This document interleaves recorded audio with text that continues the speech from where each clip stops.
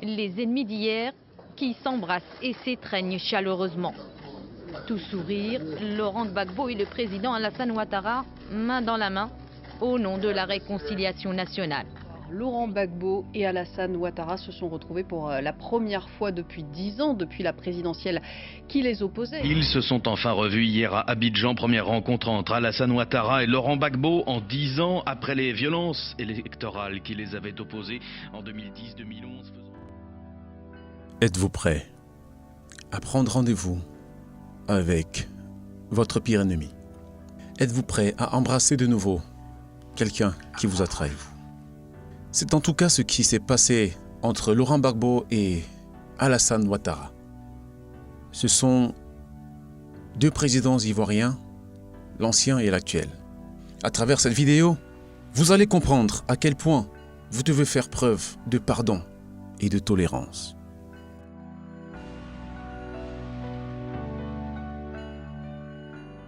Laurent Gbagbo et Alassane Ouattara sont deux adversaires politiques ivoiriens qui se sont livrés une bataille sans merci à l'issue des élections présidentielles de 2010 en Côte d'Ivoire. 10 ans plus tard, les ennemis d'hier enterrent la hache de guerre. Voilà. Oui. Enfin, excusez-moi, n'est-ce pas, monsieur le président? Je vous raconte l'histoire. À l'issue des élections présidentielles de 2010 en Côte d'Ivoire, Laurent Gbagbo et Alassane Ouattara, c'étaient les deux protagonistes. Ils se déclarent vainqueurs. Donc chacun de son côté dit avoir gagné les élections. Et très vite, on arrive au bras de fer entre les deux candidats aux élections de cette année-là. Caché dans son bunker et entouré de ses proches qui le soutiennent dans son combat, Laurent Gbagbo revendique sa victoire. Monsieur le Président, jusqu'où êtes-vous prêt à aller? Mais moi, il n'y a pas de jusqu'où. J'ai dit, j'ai gagné les élections. Mon adversaire dit, il a gagné les élections. J'ai dit, ok, asseyons-nous et discutons. Sortons les arguments. Ce qui est intéressant ici, c'est la détermination qu'il a à s'accrocher désespérément à son pouvoir, envers et contre tout le monde, malgré les intimidations et les critiques qui fusent de toutes parts. Parce que dès lors qu'il a commencé à s'accrocher au pouvoir, à revendiquer la victoire, il a eu l'impression que c'est tout le monde entier qui s'était retourné contre lui, quoi. C'est comme si le ciel lui était tombé dessus, parce qu'il était désavoué un peu partout dans le monde. La communauté internationale, mais il est resté droit dans ses bottes. Ce qui marque ici, enfin, ce qui m'a marqué ici, c'est le fait pour l'homme d'être resté si déterminé, si serein, malgré, je dirais pas l'adversité, mais malgré ces critiques qui fusaient de partout. Il est resté égal à lui-même. Il est resté déterminé. Il voulait aller jusqu'au bout de l'épreuve. Il voulait tenir bon, tenir la note jusqu'au bout du souffle.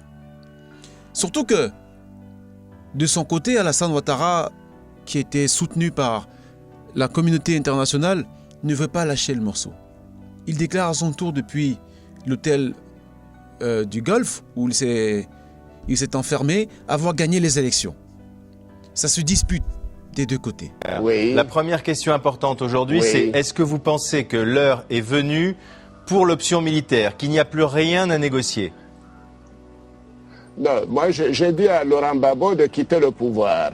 Les chefs d'État de la CEDEAO le lui ont dit le 7 décembre. Mais il ne veut pas le faire. Ils l'ont répété le 28 décembre, mais il ne veut pas partir, alors donc il assumera les conséquences. Je suis pour la paix dans mon pays. La situation va s'enliser, va s'envenimer, car les enjeux sont de taille d'un côté comme de l'autre. Il y a des gens qui encouragent chaque leader à ne pas lâcher prise. Alors, Alassane Ouattara demandait à Laurent Gbagbo de signer la reconnaissance de sa victoire à la présidentielle. Pourquoi exiger ça de Laurent Gbagbo? Mais madame, depuis 2002, nous sommes dans un processus. Et depuis 2002, vous savez que ce monsieur n'a jamais respecté ses engagements. Laurent Gbagbo, je vous donne un exemple. Il envoie son ministre des Affaires étrangères voir l'ambassadeur de France et il dit après qu'il ne l'a pas envoyé. Il n'y a qu'un document écrit, signé par lui-même, qui pouvait attester que M. Laurent Gbagbo avait effectivement demandé une reddition.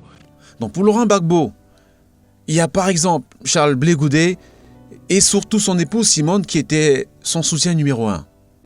Justement, parlons un peu de la force. Est-ce que vous redoutez maintenant qu'une force d'intervention de la CEDEAO se mette en place pour déloger Laurent Gbagbo par la force? Mais on ne peut pas déloger quelqu'un qui a remporté des élections. On ne peut pas déloger quelqu'un qui est là en fonction de la Constitution. Je voudrais dire que, pas que nous redoutons une force militaire, mais nous pensons que quand on finit de faire la guerre, on finit toujours par discuter. Autant discuter dès maintenant, au lieu de mettre des vies en danger, au lieu de tuer des gens et puis après venir s'asseoir pour discuter. Vous devez comprendre quelque chose. Dans la détermination, tant bien de Laurent Gbagbo que d'Alassane Ouattara à triompher, à repartir, on va dire, vainqueur. Vous savez, la puissance de la détermination est souvent liée à ces enjeux-là dans nos propres vies. C'est que parfois tu veux lâcher prise, parfois tu veux accepter ta défaite, mais tu es en quelque sorte écrasé par le poids de l'enjeu. Tu es écrasé par le poids de la responsabilité. Imagine, tu te réveilles le matin, tu vois tes gosses, tu vois ta femme qui compte sur toi. Tout le monde t'attend avec le résultat. Et tu te dis, ben je dois foncer. C'est sûrement pas le moment de lâcher. C'est sûrement pas le moment de baisser les bras. C'est comme lors des tirs au but, par exemple. Lorsque tu as la lourde mission de tirer le pénalty de la victoire. C'est une situation que je ne souhaite à personne, hein, même pas à mon pire ennemi. Le poids de l'enjeu peut facilement t'écraser si tu ne restes pas droit dans tes godasses. Tu sais que si tu marques, ce sont des millions de personnes, des millions de gens qui seront contents et fiers grâce à toi. Et si tu rates, c'est fini pour toi. Tu n'auras même pas le courage de regarder droit dans les yeux ta femme qui est dans les gradins avec ton fils en train de regarder le match. Il y a cette pression que tu dois ressentir dans ta vie pour nourrir ta détermination. Quelle est dans ta propre vie cette pression qui nourrit ta détermination? Est-ce que c'est ta famille? Est-ce que c'est ta femme? Sont-ce tes enfants? L'envie de vaincre, de convaincre, peuvent te faire gravir l'Everest. Quelle est cette pression dans ta vie qui te motive à aller plus loin? Est-ce cette raison pour laquelle tu te battras envers et contre tout le monde? Le dénouement ne sera pas très heureux pour Laurent Gbagbo qui va finalement tomber et sera arrêté en sous-vêtements en plus avec son épouse qu'il avait tant soutenue devant les caméras de chaînes internationales. Il sera ensuite jeté en prison, puis à la Cour pénale internationale où il va passer 10 ans avant d'être définitivement reconnu non coupable de crimes qui lui étaient reprochés. Les amis, le pouvoir de l'homme n'est qu'illusion. Il y a quelques semaines encore à cette époque-là, Laurent Gbagbo était le président. C'était le chef de la nation ivoirienne. Mais il est tombé. Pire, il va aller en prison où il va passer 10 années de sa vie. 10 années d'immobilisme, à ne rien faire. 10 années de temps qui s'arrête pour lui, quoi. Le pouvoir de l'homme n'est qu'illusion. C'est ce qu'un philosophe a appelé l'illusion de la puissance. Parfois, les choses vont basculer. Parfois, tu vas tomber du haut de ton piédestal. D'accord ? Parfois, tu vas dégringoler du haut de ta gloire. En quelques secondes, tu vas passer de la richesse à la pauvreté totale. Tu vas tout perdre. Parfois, les choses vont te glisser entre les doigts alors que tu crois avoir le contrôle. Alors qu'il y a quelques heures, tu te prenais pour l'homme le plus fort de la planète, l'homme l'intouchable, l'infaillible. Parfois, les choses comme ça vont arriver. Le pouvoir de l'homme n'est qu'illusion. L'illusion de puissance. Qu'est-ce que tu fais si tout à coup tu perds tout? Si tout à coup tu perds ton boulot? Si tout à coup tu perds ton prestigieux poste de directeur général? Si tout à coup tu perds ton titre de l'homme le plus riche de je ne sais où? Qu'est-ce qui se passe? Qu'est-ce que tu fais s'il t'arrive des choses pareilles? Tu dois accepter ton sort.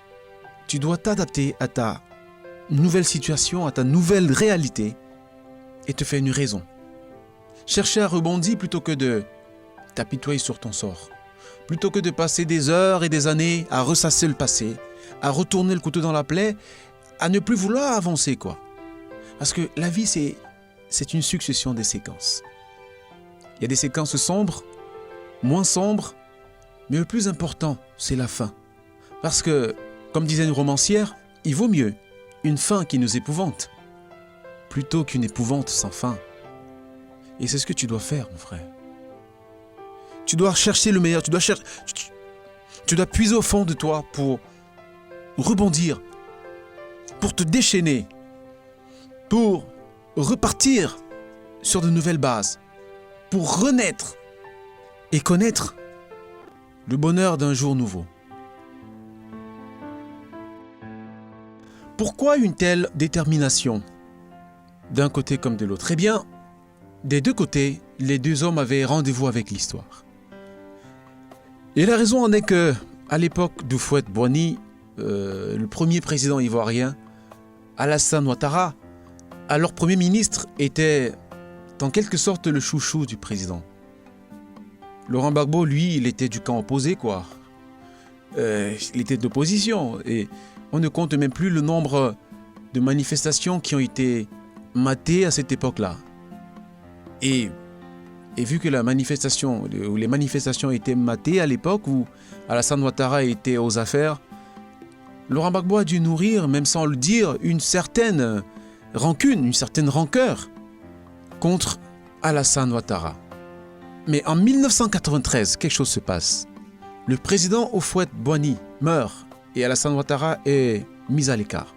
Il sera d'ailleurs recalé 2 fois aux élections présidentielles, c'est-à-dire en 1995 et en 2000, sous prétexte qu'il n'était pas ivoirien de souche. Et ce prétexte l'a écarté de la course à la présidentielle en 1995 et 2000. Et je vous rappelle qu'en 2000, c'est Laurent Gbagbo qui a gagné les élections. Donc, d'un côté comme de l'autre, il y avait des frustrations. Parce qu'au moment où Alassane Ouattara est recalé, Gbagbo ne s'y oppose pas vraiment. Il profite en quelque sorte de la situation, quoi, parce qu'il est élu en 2000, l'année où Alassane Ouattara est recalé pour la 2e fois. Des frustrations, les amis. Ces frustrations, d'un côté comme de l'autre, ont dû nourrir leur haine. Chacun avait un rêve, une revanche qui carburait sa détermination. Donc, lorsque leurs chemins se sont rencontrés en 2010, les cœurs étaient remplis de frustrations refoulées. Nos frustrations sont le carburant de la haine.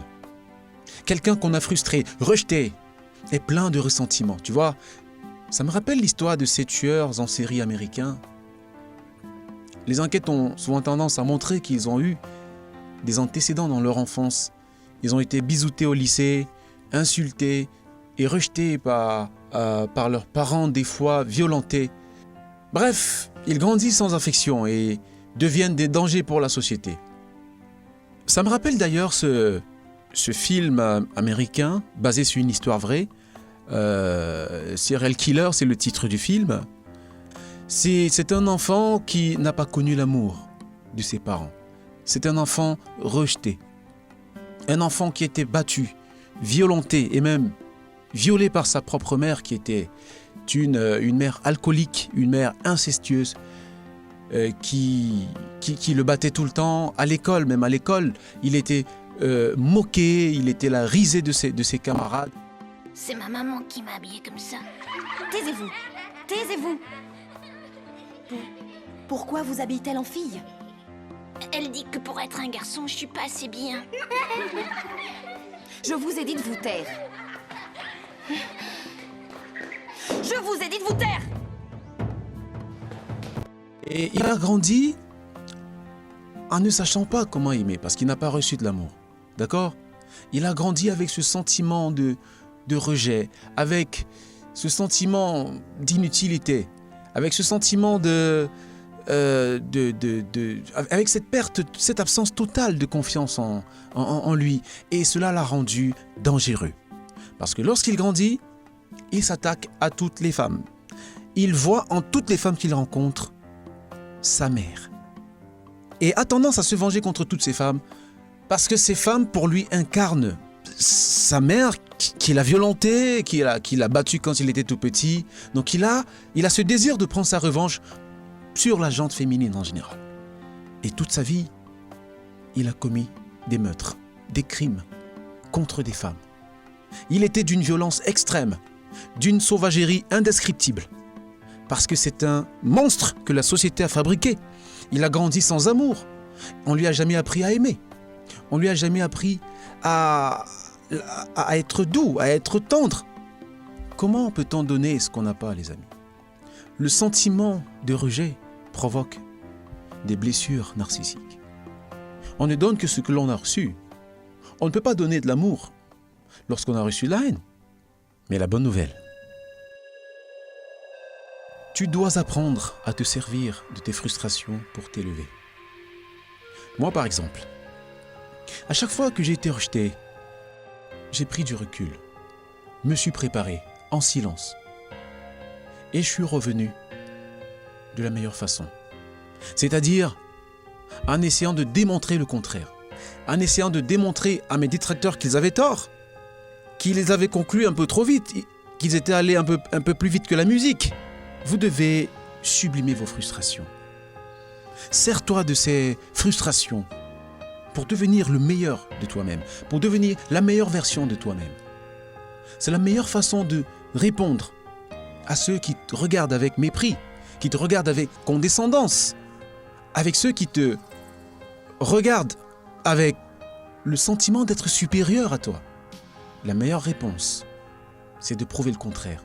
Et c'est de briller dans la vertu et non dans le vice, comme ça a été le cas de Henri dans la série, dans les séquences qu'on vient de regarder. En fait, il faut chercher la racine du mal dans son passé. Il faut chercher la racine du mal dans son enfance. Avec toute cette haine, ces frustrations, cette adversité entre Laurent Gbagbo et Alassane Ouattara, on les imaginait mal côte à côte, n'est-ce pas? C'est pourtant ce qu'il s'est passé. Les deux hommes ont décidé de faire la paix et de se retrouver, de se rencontrer, de se serrer la main et de regarder vers l'avenir. À part ça, on a parlé de la Côte d'Ivoire qui doit aller de l'avant. N'est-ce pas, Alassane? Voilà. Oui. Enfin, excusez-moi, n'est-ce pas, Monsieur le Président? Voilà, donc je te laisse la parole. Ce qui importe, c'est la Côte d'Ivoire, c'est la paix pour notre pays. C'est, comme dit Laurent, pour nous avancer, aller de l'avant, pour bien sûr nous-mêmes, pour les prochaines générations. Ce que nous venons de voir est impressionnant de beauté, n'est-ce pas? Quand tu as été en situation de tension pendant très longtemps avec quelqu'un, un frère, un ami, ton époux ou ton épouse, et que par la force des choses, vous venez à vous réconcilier, c'est un soulagement, n'est-ce pas? C'est comme décharger son âme d'un fardeau inutile. Il y a des couples qui ne se parlent plus après une dispute. Chacun de son côté attend que l'autre fasse le premier pas. Chacun de son côté attend que l'autre vienne demander pardon, vienne présenter ses excuses. Chacun préfère se murer dans un silence orgueilleux alors qu'il meurt à petit feu, alors qu'il est rongé par ce silence, alors qu'il est rongé par l'indifférence de l'autre. Mais personne ne veut faire le premier pas à cause de l'orgueil. L'orgueil va te détruire. Attention les amis, le pire peut facilement arriver. Lorsque par orgueil ou par colère, vous fermez la porte au dialogue. Je te parle de l'histoire de ce couple qui, après une violente dispute, ont arrêté de se parler. Ça, c'était au moment de se coucher. Pendant la nuit, la femme touche son mari, la femme tapote son mari, et le mec la repousse. Il se retourne. Il n'essaie pas de s'enquérir de la situation, de se demander « mais qu'est-ce qui se passe? Pourquoi tu me... » Il lui donne le dos. Le lendemain matin, il laisse sa femme dans le lit, s'en va sans lui dire un seul mot, sans lui adresser la parole.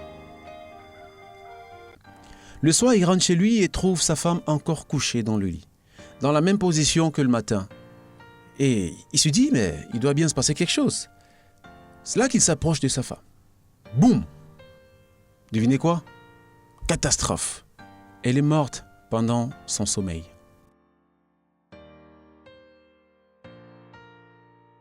Il se souvient alors que sa femme l'avait touché pendant la nuit, mais qu'il n'a pas daigné se retourner. Or, en fait, sa femme était asthmatique. Elle était en train de faire une crise d'asthme et avait besoin d'aide pour reprendre sa respiration. Peut-être avait-elle besoin de sa ventoline. Mais à cause d'une dispute, puis de l'indifférence qui en est résultée, elle est passée de vie à trépas. L'orgueil va te détruire. L'indifférence va te détruire. Le silence va te détruire. Et c'est ce qui s'est passé avec cet homme. Il a perdu sa femme à cause d'une vilaine dispute qui aurait pu être résolue au bout d'une causette de rien du tout.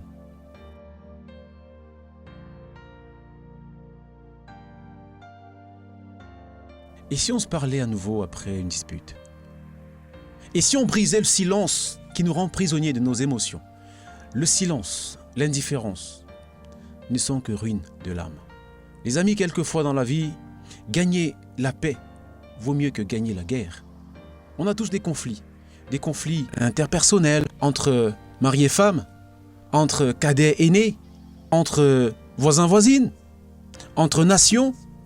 Mais il faut trouver le temps de dialoguer. Le dialogue va vous éviter le pire. Accepter de dialoguer et de prendre conscience de ses propres responsabilités. Prendre conscience de son erreur. Prendre conscience de ses défauts. Tu dois apprendre, tu dois avoir le cœur disposé au pardon.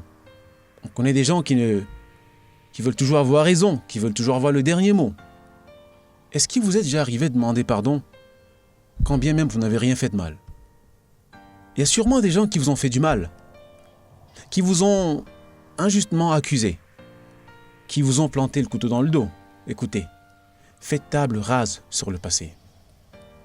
On a tous quelque chose à se reprocher, d'accord? Lorsque tu te regardes dans le miroir, est-ce que tu es blanc comme neige? On a tous des mains sales. C'est suffisant pour accepter les excuses que te présente ton frère, que te présente ta femme. C'est suffisant pour se retrouver après la tempête, après la guerre. C'est suffisant pour discuter plutôt que de se disputer. Hey, relève-toi et avance tête haute. Apprends tes erreurs. Ce n'est que de cette façon-là que tu retrouveras l'harmonie avec toi-même. Car en fin de compte, un combat qui ne t'élève pas, humainement, si tu n'arrives pas à pardonner, si tu n'arrives pas à faire la paix avec tes voisins, avec ton époux, est-ce que cela t'élève humainement? Qu'est-ce que cela t'apporte à la fin? Qu'est-ce que cela t'apporte? Apprenons. Ne laissons pas les situations de la vie révéler ce qu'on a de pire en nous. Laissons-les réveiller ce que nous avons de meilleur en nous. C'est la seule façon pour toi de changer de vie et de changer ta vie.